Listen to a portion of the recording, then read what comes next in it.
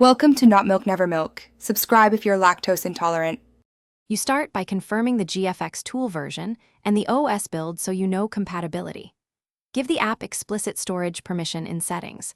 Without it, the tool cannot access folders.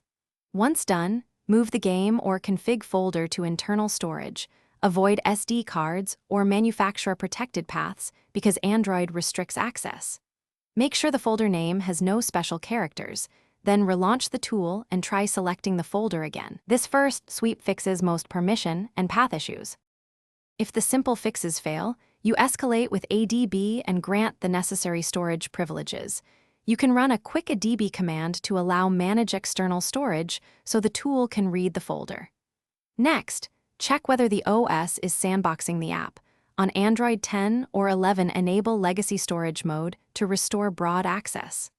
Finally, verify folder ownership and set permissions to 755 or 775 so the tool can list and write files. Once adjusted, restart both the app and the device before continuing. To finish, clear the GFX tool cache and re-import your saved settings so stale metadata no longer blocks access.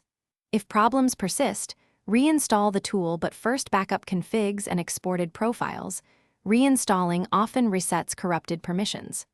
Make sure you relaunch the tool after a reboot, because permission grants sometimes take effect only after restart.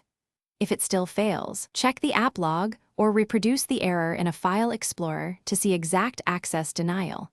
This single troubleshooting tip reveals the root cause quickly.